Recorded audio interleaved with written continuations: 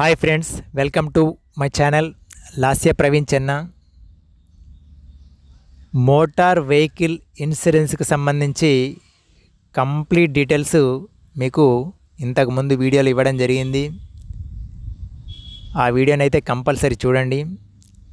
అయితే ఈరోజు ఏంటంటే మనం తీసుకున్నటువంటి మోటార్ వెహికల్ ఇన్సూరెన్స్కి సంబంధించి అనుకోకుండా క్లెయిమ్ అంటే అనుకోని సంఘటన ఏదైనా జరిగినప్పుడు మనం ఏ విధంగా క్లెయిమ్ చేసుకోవాలి, మన క్లెయిమ్ ప్రాసెస్ ఏంటి, అది కూడా మీకు తెలిసి ఉండాలి అనే ఉద్దేశం కొద్దీ ఈ క్లెయిమ్ ప్రాసెస్ అనేది వీడియోను చేయడం జరుగుతుంది. ఫ్రెండ్స్, ఈ వీడియోని చివరి వరకు చూసి మీ క్లెయిమ్ ప్రాసెస్ని, మీ వెహికల్కి ఉన్నటువంటి క్లెయిమ్ ప్రాసెస్ని మీరు తెలుసుకోండి. అయితే in the event of an incident giving rise to claim under the policy the following steps should be taken. అనుకోకుండా మన వెహికల్కి యాక్సిడెంటల్గా ఏమైనా రిస్క్ జరిగినప్పుడు మనకు వెహికల్ ఇన్సూరెన్స్ ఉంటే కనుక మనం క్లెయిమ్ అనేది రేజ్ చేయాలి. అంటే క్లెయిమ్ అనేది మన ఇన్సూరెన్స్ కంపెనీకి తెలియజేయాల్సి ఉంటుంది. ఎందుకు సంబంధించినటువంటి స్టెప్స్ క్లియర్గా మీకు ఎక్స్ప్లెయిన్ చేయడానికి ప్రయత్నం చేస్తాను. Friends, let's start the video.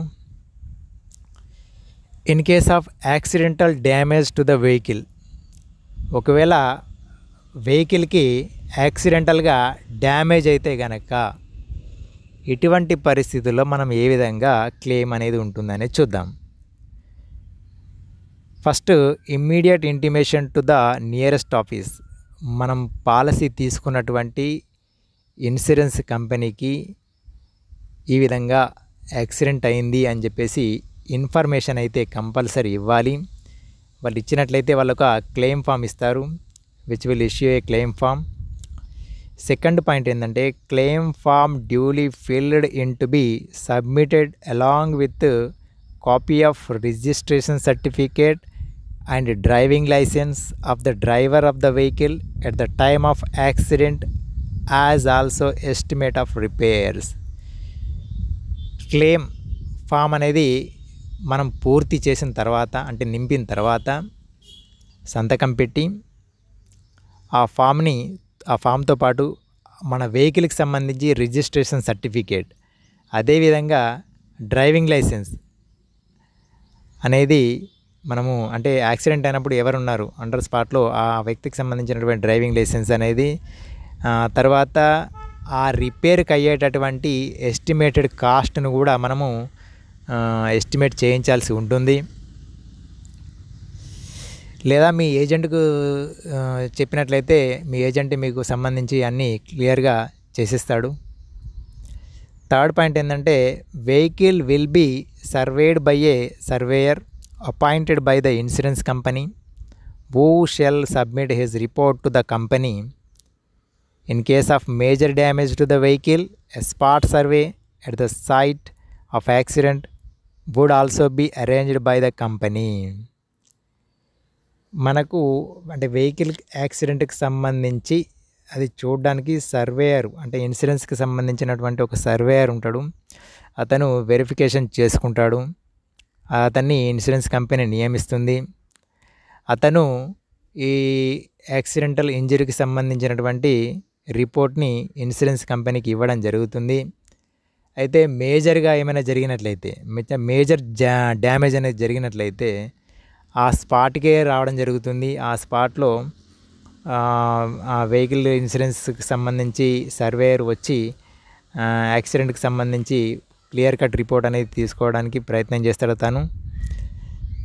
తర్వాత ఫైనల్ బిల్స్ లేదా cash memos are to be submitted duly signed by the insured. Final bill ఎంత అవుతుంది, క్యాష్ మెమో, వీటన్నిటి మీద మనం సైన్ పెట్టి ఇన్సూరెన్స్ కంపెనీకి ఇవ్వాలి. Salvage of the damaged parts may be required to be deposited with the insurance company after approval of the claim. ఇదంతా process ఉంటుంది, ఏది మనకు యాక్సిడెంటల్గా డ్యామేజ్ అయితే కనుక. తర్వాత in case of the theft of the vehicle, అంటే మన వాహనాన్ని ఎవరైనా దొంగతనం చేసినట్లయితే అప్పుడు ఏ విధంగా ఉంటుంది క్లెయిమ్ ప్రాసెస్ చూద్దాం. Lodge an FIR with the police immediately. First మీరు ఏం చేస్తారంటే మీ వెహికల్ కనబడతలేదు అని తెలిసిన తర్వాత వెంటనే మీరు నియర్ బై పోలీస్ స్టేషన్కి వెళ్ళి సార్ మా వెహికల్ ఇట్లా పోయింది అని చెప్పేసి మీరు కంప్లైంట్ చేయాల్సి ఉంటుంది, ఎఫ్ఐఆర్ నమోదు చేయాల్సి ఉంటుంది.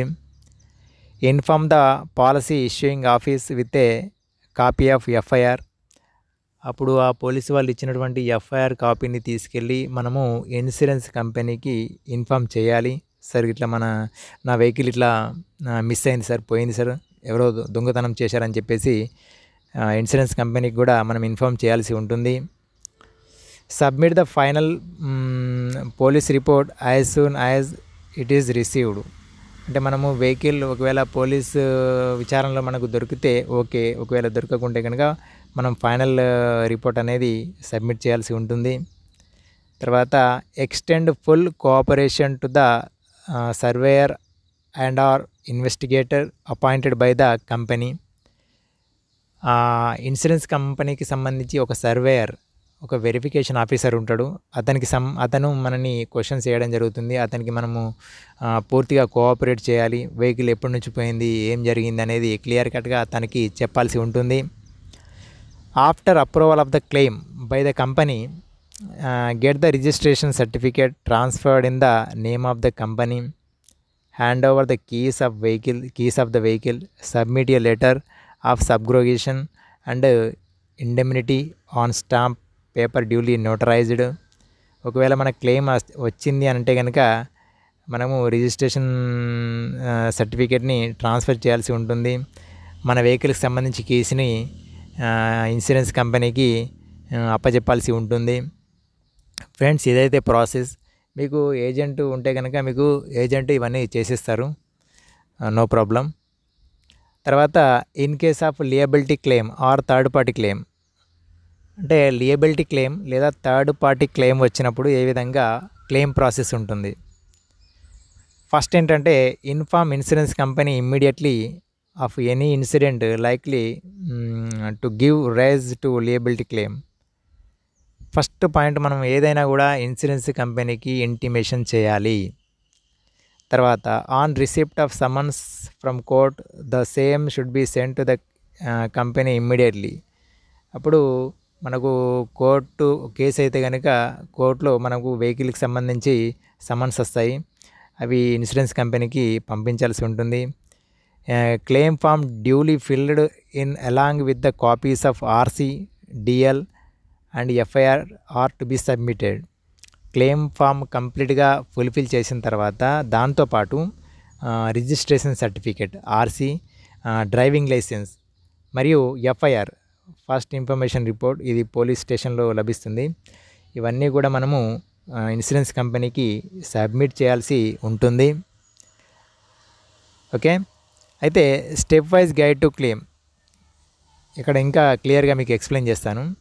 First thing to make a claim is to call New India Assurance insurance company toll free number 1800-209-1415.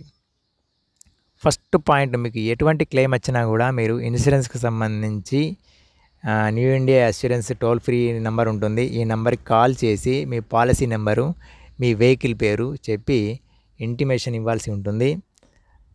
లేదా మీరు మెయిల్ కూడా చేయొచ్చు. ఇట్లా దేనికి అంటే tech.support@newindia.co.in మెయిల్ చేయాల్సి ఉంటుంది. ఫోన్ చేస్తే బెటరు, మెయిల్ చేసినా కూడా ప్రాబ్లం ఏం లేదు. Take appointment with the surveyor and take your vehicle to any of New India Assurance insurance company authorised network garage for repair for cashless service.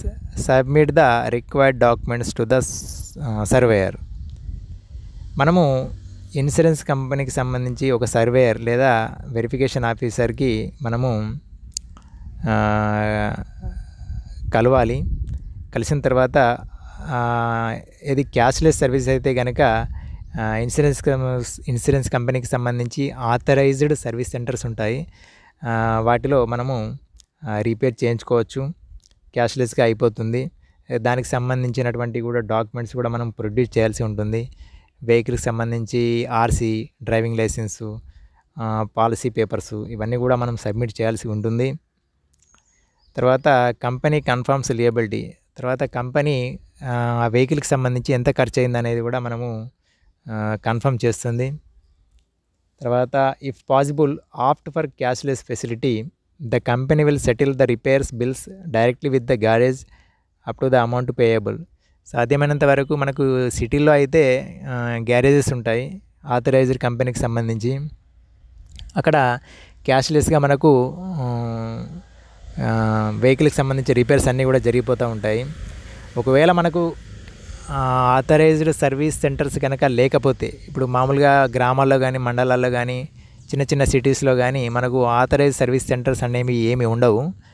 అటువంటి ప్రాంతాల్లో but in case you don't opt for cashless facility, you have to pay for the repair charges and then submit the bills with claim form to the insurance company for settlement.